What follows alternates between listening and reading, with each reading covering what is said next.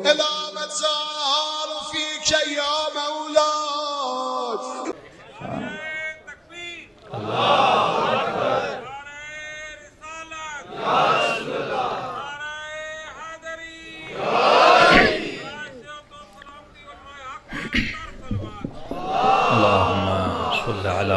محمد وآل محمد وعجل فرجهم. تو یہ کی ہے، مجھے یہ دیکھنا ہے کہ میرے دل میں کون سی چیز زینت ہے.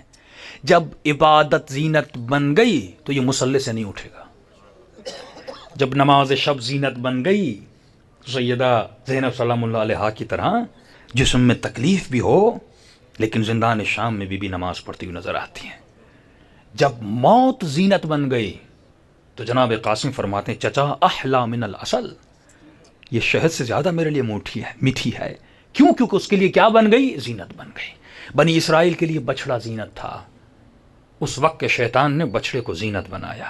سونا زینت تھا. قارون کون تھا؟ اسی بنی اسرائیل سے تھا. رشتہ دار ہے، مال کو جمع کرتا تھا. اور یہی بنی اسرائیل جب قارون کے مال و دولت کو دیکھتے تھے تو آہ حسرت میں کہتے تھے ہمیں کیا ملا موسیٰ کا ساتھ دینے میں. یہ دیکھو اسے مال بھی ملا، اسے دولت بھی ملی. یہی وجوہات تھیں مدینے کے معاشرے میں. جس طرح وہ خود کو اس معاشرے سے جدا نہ کر سکے. اور سورہ بقرہ جب آپ پڑھتے ہیں ایک قتل ہو جاتا ہے، 12 قبیلے آپس میں لڑتے ہیں. موسیٰ سمجھا کر تھک جاتے ہیں لیکن یہ لڑائی نہیں چھوڑتے. قاتل کون ہے؟ ہمیں قاتل دو. اب قاتل نہ ملتا، یہ 12 کے 12 ایک دوسرے کو مار دیتے.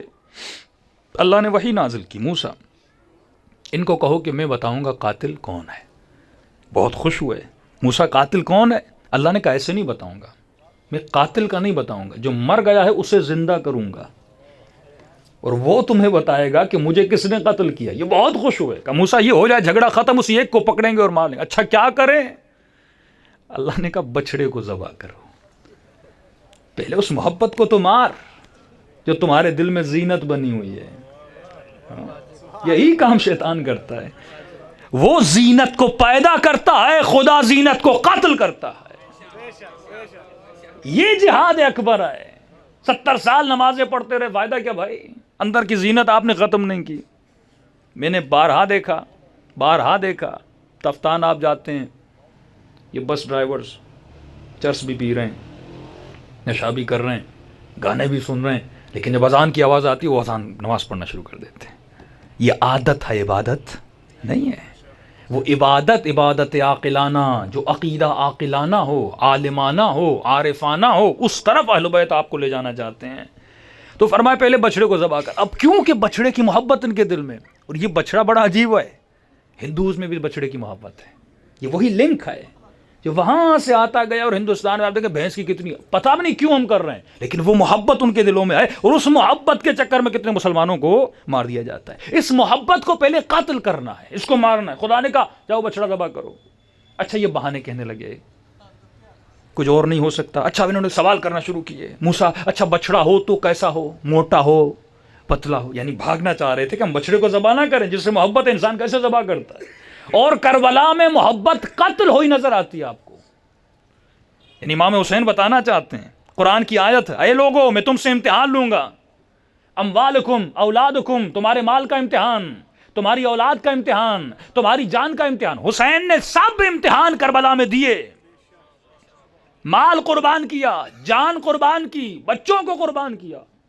اس سے زیادہ حسین کون سا امتحان دیتے؟ یہ دار الامتحان ہے. خدا دیکھنا چاہتا ہے تو زینت کو دل سے نکال پاتا ہے کہ نہیں پاتا. کربلا کربلا کربلا کربلا کربلا کربلا کربلا کربلا. اللہم صل علی محمد وآل محمد وعجل فرجهم. اب سوال ہو خدا سے اور خدا کے پاس جواب نہ ہو. خدا بھی اس کو بتاتا گیا کیسا بچڑا ہو ایسا ہو. اچھا رنگ کیسا ہو؟ صفراء لونھا، پیلے رنگ والا ہو. یہاں تک کہ ڈھونڈتے ڈھونڈتے پورے بنی اسرائیل میں ایک ہی تھا، جو ایک بوڑھی خاتون اور اس کا بیٹا تھا، اس کے گھر میں تھا. حضرت موسیٰ پہ وحی نازل ہوئی جلدی ان کے پاس جا. اور ان کو کہو کہ جب یہ بچڑا لینے آئیں تو ان کو یہ کہیں کہ ہم بچڑا ایک شرط پہ دیں گے. کس شرط پر؟ وہ سونے کی محبت. یعنی خدا بچڑے سونے دونوں کو لے رہا ہے. کب بچڑا دیں گے لیکن ایک شرط پہ کہ اس کے وزن کے مطابق یہ سونا دیں, پھر ہم دیں گے.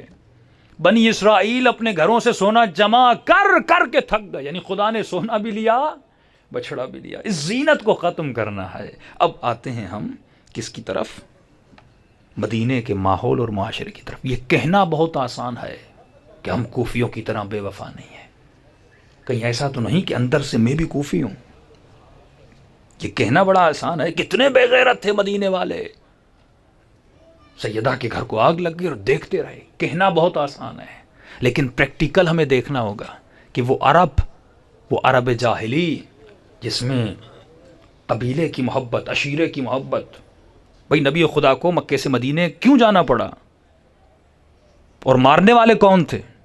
اپنے چچا تبت یدا ابی لہب, اپنے رشتہ دار قتل کرنے والے, دشمنی کر. وہ مدینے والے کون ہیں؟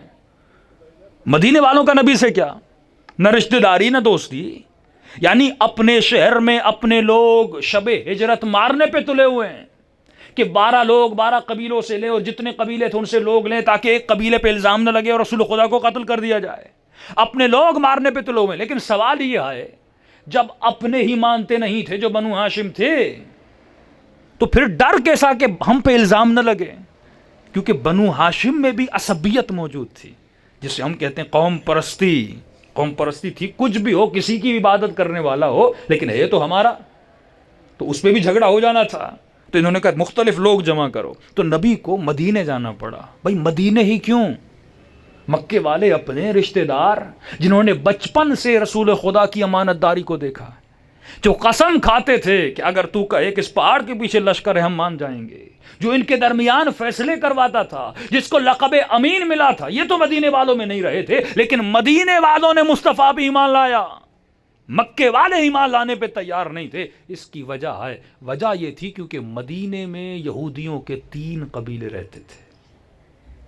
یہ وہی قبیلے تھے جب وہاں سے فلسطین سے کوچ کر کے ہجرت کر کے مدینے آئے تھے, کیونکہ ان کو بھی اپنی کتابوں میں بشارت ملی تھی کہ جو نبی آئے گا وہ فلاں سرزمین سے آئے گا, اس سرزمین کی نشانیاں مدینے کی نشانیاں تھیں اور وہاں سے نکلے گا. اور یہ مدینے والوں کو بتاتے تھے, جسے ارحاب کہتے ہیں, یعنی پڑھے لکھے یہودی تھے. یہ مدینے والوں کے لیے تورات پڑھتے تھے, یہ مدینے والوں کے لیے پیشن گوئی کرتے تھے کہ ایک جوان آئے گا. اور مدینے والوں نے کچھ لوگوں کو مکے میں بھیجا تھا کہ جا کر دیکھو واقعاً جس نے نبوت کا اعلان کیا ہے اس میں نشانیاں پائی جاتی ہیں. تو بڑی حیرت میں کہتے ہیں جو ان لوگوں نے کہا وہ نشانیاں اس میں نظر آتی ہیں, کیونکہ یہود کے ساتھ پڑھے تھے, وہ نشانیاں ان کو ملی تھیں اور وہ گارنٹی دی تھی یہود نے کہ اگر یہ نبی آئے گا اسے خدا فتح دے گا, کامیابی دے گا, یہ کامیاب ہو جائے گا, یہ تمہیں جنت کی طرف لے جائے گا. کیونکہ پہلے تو وہ یہ سمجھتے تھے کہ ہمارے درمیان سے ہوگا, لیکن ان کے درمیان سے نہیں تھا. تبھی مدینے والوں نے رسول خدا پر ایمان لایا اور اسلام لایا. لیکن اس مدینے کے معاشرے میں جب سیدہ کا گھر چلایا جاتا ہے, وہ عصبیت جسے قوم پرستی, جسے جاہلی عادتیں کہتے ہیں, وہ نہیں نکلی تھی. کہ جب انہوں نے سنا کہ 24 سال کے جوان کو رسول اپنا جانشین بنا رہے ہیں, وہ عرب جن کے یہاں رسم تھی کہ بوڑھا ہونا چاہیے, آج بھی چلے جائیے آپ کے مختلف قبیلوں میں, گاؤں میں, سردار بوڑھا ہونا چاہیے, سفید ریش ہونا چاہیے. کیسے ہم اس کو ایکسیپٹ کر سکتے ہیں؟ اور یہ حدیث گواہ ہے تاریخ اہل سنت میں اور تمام میں. لشکر اسامہ آپ سب نے سنا ہوگا کہ رسول خدا نے اپنی دنیا سے جانے سے پہلے کہا کہ لشکر اسامہ کے ساتھ جاؤ روم کی طرف, اور یہ لوگ نہیں جا رہے تھے. سوال یہ ہے کہ نبی نے اس لشکر کا سپہ سالار پھر بھی جوان کو بنایا تھا. جس طرح ان کے لیے بچڑا قتل کرنا تھا, اس کے لیے نبی نے جوان کو رکھا. یہ برداشت نہیں کرتے تھے کسی جوان کی سربراہی میں, کسی جوان سردار کی سربراہی میں وہ ہمارا سردار بنے اور بوڑھے سفید ریش کسی جوان کے نیچے آ جائیں. قطعاً یہ برداشت نہیں کر سکتے تھے. یہاں تک کہ نبی نے فرمایا لعنت ہے اس پر, لعنت ہے اس پر جو اسامہ کے جیش میں اور لشکر میں شرکت نہ کرے. یہیں سے نظر آتا ہے ان میں وہ جاہلیت کی عادتیں بنی ہوئی تھیں, لیکن ہم نے شخصیات کو بت بنا دیا. جب تک یہ بت ہمارے ذہن سے نہیں نکلتے, جب تک ہم ڈیپلی ہسٹری کو اسٹڈی نہیں کرتے. وہ قرآن جو ہمارے گھروں میں ہے، جس میں 1/3 آف قرآن میں بنی اسرائیل کا ذکر ہے، اس قرآن کو جب تک ہم پڑھیں گے نہیں تب تک ہمیں ہدایت نہیں ملے گی. صلوات پڑھے محمد و آل محمد.